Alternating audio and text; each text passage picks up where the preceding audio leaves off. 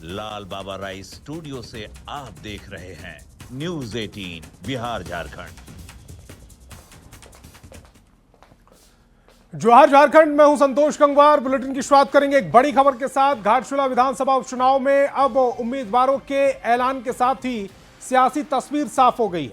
JMM ने दिवंगत रामदास सोरेन के बेटे सोमेश सोरेन को उम्मीदवार बनाया, तो बीजेपी ने पूर्व मुख्यमंत्री चंपाई सोरेन के बेटे और विधानसभा चुनाव में उम्मीदवार रहे बाबूलाल सोरेन पर फिर से भरोसा जताया।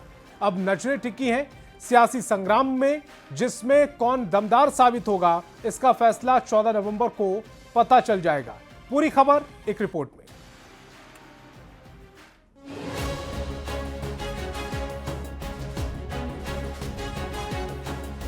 घाटशिला उपचुनाव की अधिसूचना जारी होने के तीसरे दिन अब सियासी माहौल गर्माता दिख रहा है। जेएमएम और बीजेपी में सीधा मुकाबला होने का अनुमान लगाया जा रहा है।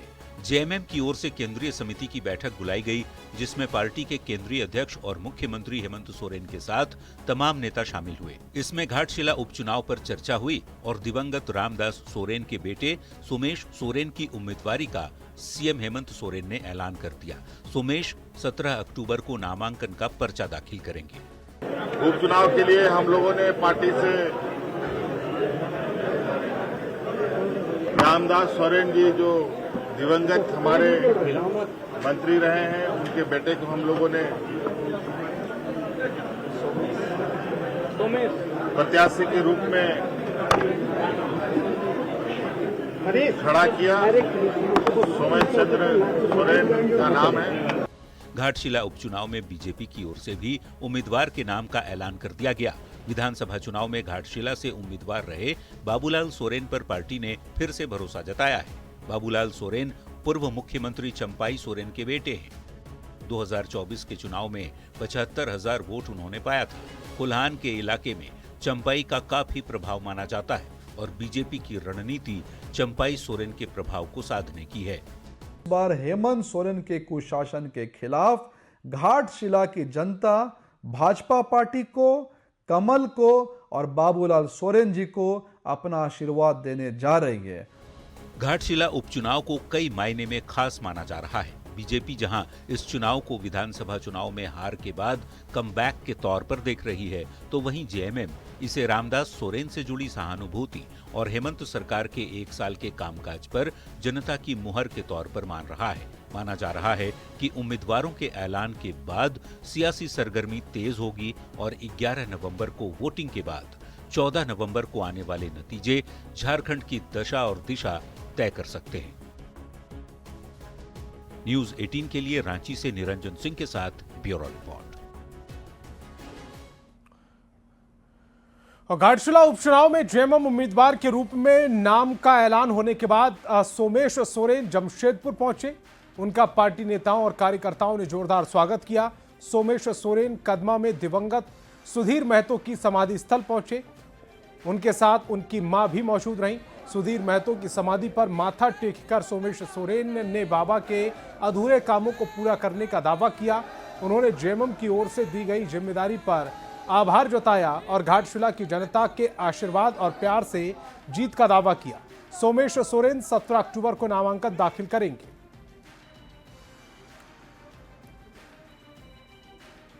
बाबा का हर आशीर्वाद और उसका राह में चलने की कोशिश करेंगे। जनता का सपोर्ट है और प्यार है और आशीर्वाद है,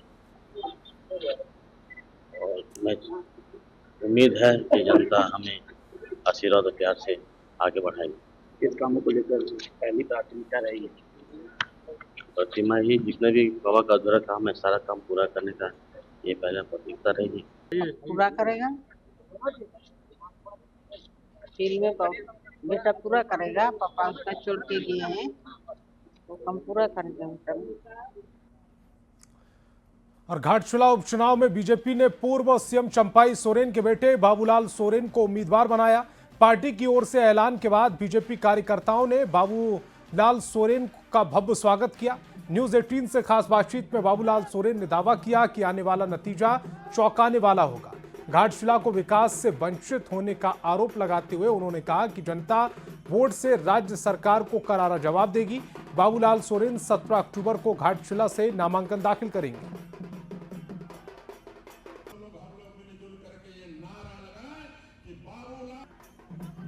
उपचुनाव हुआ था, महज 22,000 वोटों से जो है परिणाम निकला था।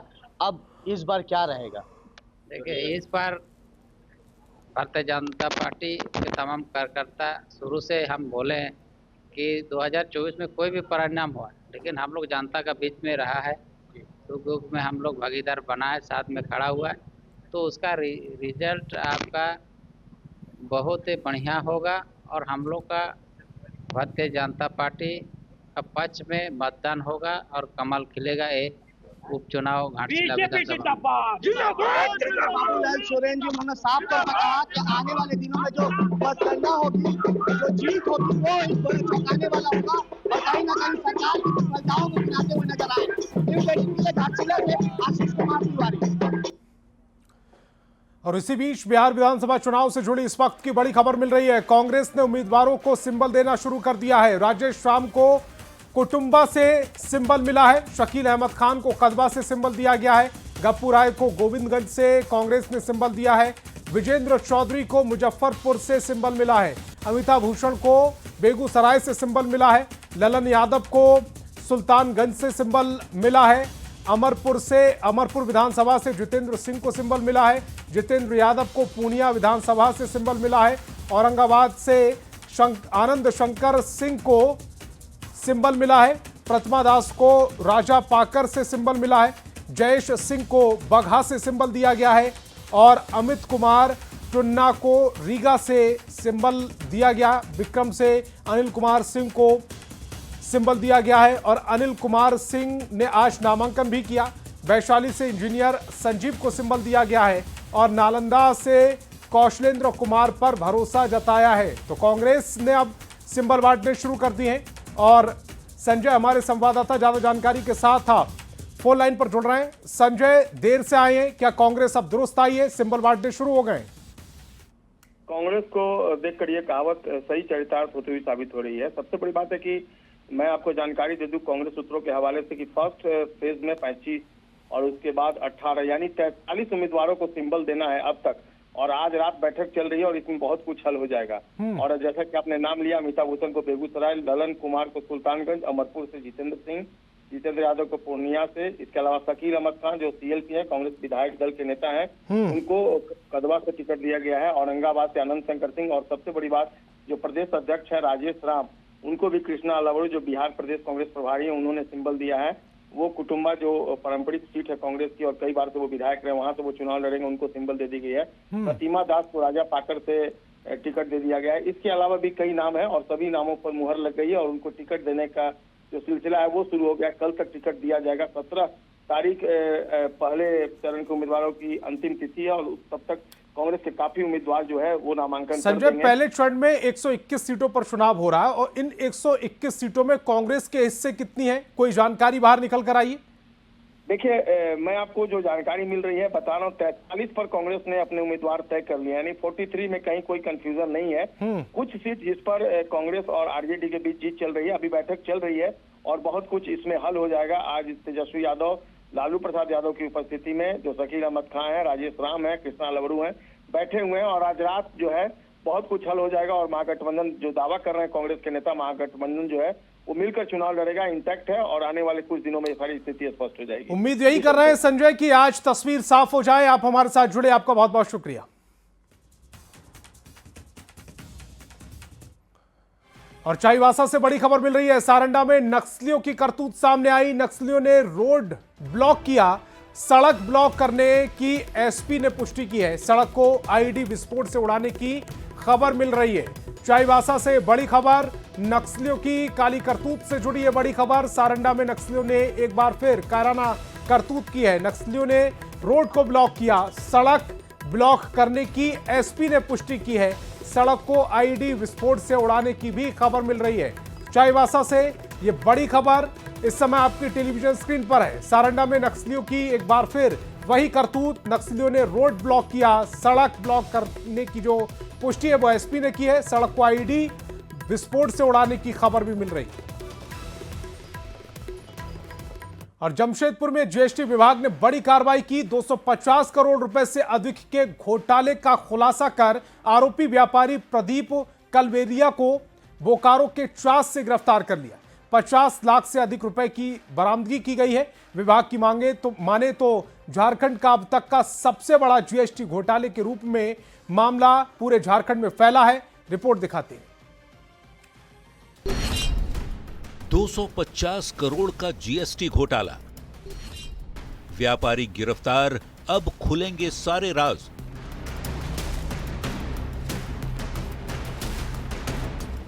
झारखंड में आर्थिक अपराध और टैक्स चोरी का नेटवर्क किस तरह से फैला हुआ है, इसका खुलासा जमशेदपुर जीएसटी विभाग की एक बड़ी कार्रवाई में हुआ है।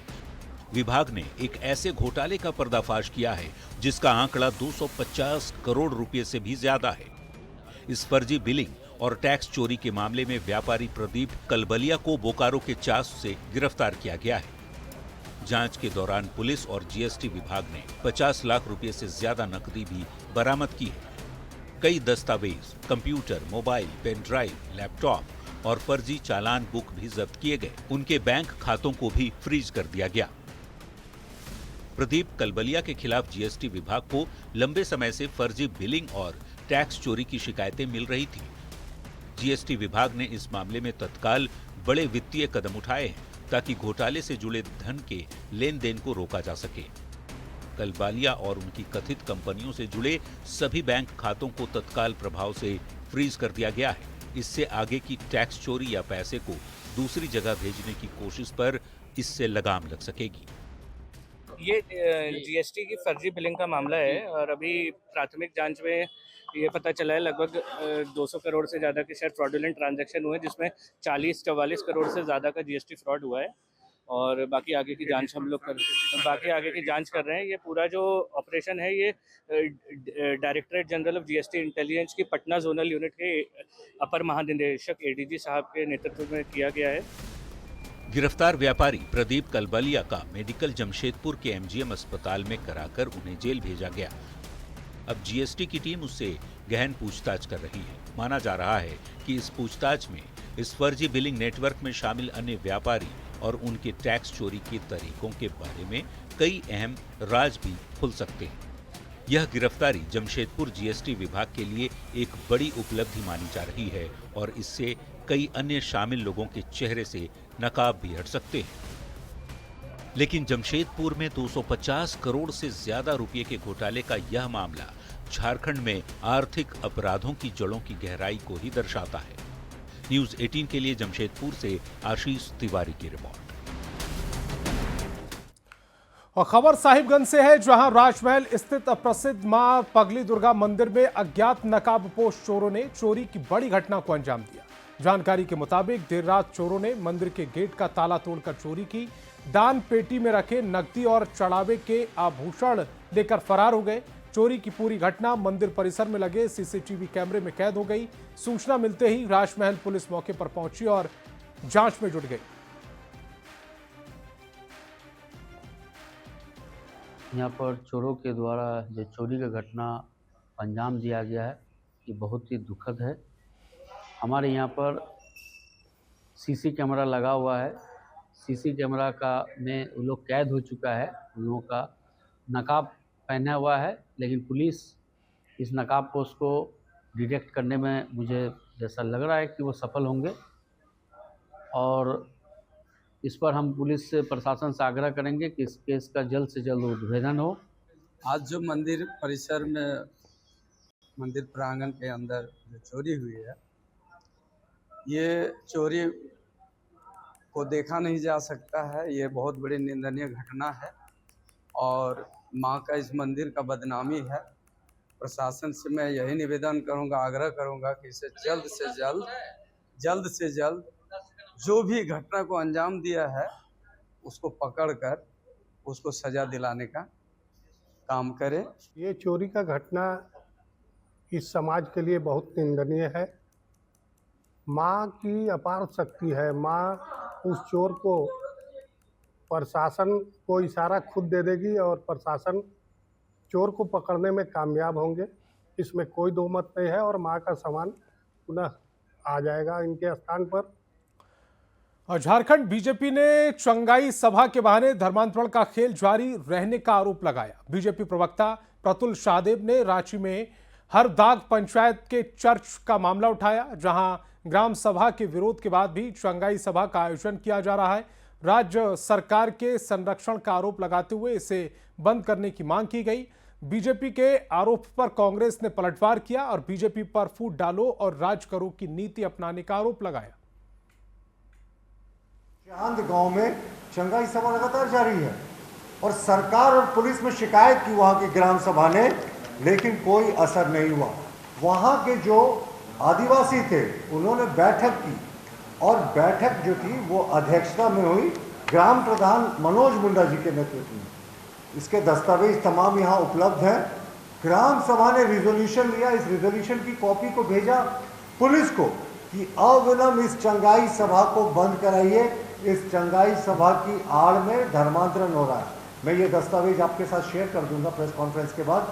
इसमें कम से कम 2 दर्जन 2.5 दर्जन आदिवासियों के हस्ताक्षर हैं। बीजेपी की मंशा ये रहती है कि किसी न किसी रूप में 2 समुदायों में भिड़ंत हो जाए, चाहे वो ईसाई समुदाय से हो, आदिवासी समुदाय से हो। तो उनका जो राजनीतिक स्तर रहा है कि विभाजन करके राज करो, यही उनकी मंशा रही है। तो इसको रोकने का काम जिला की प्रशासन करेगी। जिला प्रशासन को अगर ग्रामीणों ने इन्फॉर्म किया होगा तो निश्चित रूप से प्रशासन भी इस पर एक्शन लेगा। महापर्व छठ को लेकर रांची रेल मंडल ने खास तैयारी की है। खासतौर पर बिहार और यूपी जाने वाले यात्रियों को ज्यादा मुश्किलों का सामना नहीं करना पड़े, इसको लेकर स्पेशल ट्रेन चलाए जा रहे हैं। बावजूद इसके कंफर्म टिकट को लेकर रेलवे की तमाम तैयारियां नाकाफी साबित हो रही। रिपोर्ट दिखाते हैं।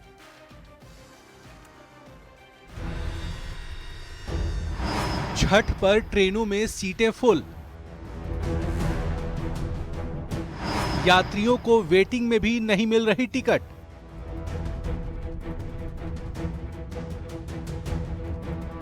जी हां, महापर्व छठ पर अगर आप बिहार या यूपी जाने की प्लानिंग कर रहे हैं तो समय रहते स्पेशल ट्रेनों की जानकारी हासिल कर लें और अपना टिकट जल्द से जल्द कंफर्म करा लें। दरअसल महापर्व को लेकर बिहार और यूपी जाने वाली सभी रेगुलर और स्पेशल ट्रेनों के बर्थ अभी से ही फुल हो चुके हैं और वेटिंग लगातार लंबी होती जा रही है। हालांकि रेलवे की ओर से कुल 15 स्पेशल ट्रेनें चलाई जा रही हैं, जिसमें बिहार के लिए कुल 8 स्पेशल ट्रेनें शामिल हैं। बावजूद इसके यात्रियों को छठ से पहले के कंफर्म टिकट नहीं मिल रहे। रेलवे की ओर से डिमांड ज्यादा होने पर एक्स्ट्रा कोच लगाने की बात कही गई है। जाने के लिए खोज रहे ट्रेन में टिकट नहीं मिल रहा है छठ पर्व के लिए। क्या बताया जा रहा है? बोल रहा है कि वेटिंग नहीं होगा, जनरल से जाना पड़ेगा। में भी ज़्यादा भीड़ देखी जा रही है। डिपेंडिंग ऑन कोच कॉम्पोजिशन उनका ऑगमेंटेशन भी किया जा रहा है और कई सारी ट्रेन्स जिसमें कि डिमांड है कि वहाँ पे जनरल कोचेज या स्लीपर कोचेस की संख्या बढ़ाई जाए, वहाँ पे भी बढ़ाई जा रही है। हालांकि हर साल की तरह महापर्व छठ को लेकर रेलवे ने स्पेशल ट्रेन, एक्स्ट्रा कोच और दूसरी सुविधाओं को लेकर पूरी तैयारी की है, लेकिन खास तौर पर बिहार जाने वाली ट्रेनों में कंफर्म टिकट मिलना मुश्किल हो रहा है। ट्रेन में बर्थ खुल रहा है वैसे ही तुरंत बुक हो जा रहा है सर। अभी उन लोगों के लिए कोई सुविधा नहीं, जितना सुविधा दिया जा रहा है सब फुल हो जा रहा है सर। तो कुल मिलाकर कहा जा सकता है कि रेलवे दावा तो कर रहा है कि यात्रियों को कोई परेशानी नहीं होगी, लेकिन लोगों की भीड़ से इसका कोई खास असर नहीं दिख रहा। बिहार जाने की जितनी भी ट्रेनें हैं तमाम ट्रेनों में बर्थ फुल हो चुका है, वेटिंग लिस्ट लगातार लंबा होता जा रहा है। ऐसे में अगर रेलवे की ओर से हालांकि दावा किया जा रहा है कि अगर बर्थ है, अगर मान लें कि वेटिंग लिस्ट लंबी होगी तो एक्स्ट्रा कोचेज भी लगाए जाएंगे, लेकिन फिलहाल टिकट के लिए मारामारी है और जिन्हें भी महापर्व छठ पर घर जाना हो टिकट के लिए भारी मशक्कत करनी पड़ रही है। कैमरामैन संजीत तिवारी के साथ संजय कुमार सिन्हा, न्यूज़ 18 रांची। तो जवाहर झारखंड में फिलहाल इतना ही। आप देखते रहिए न्यूज़ 18 बिहार झारखंड।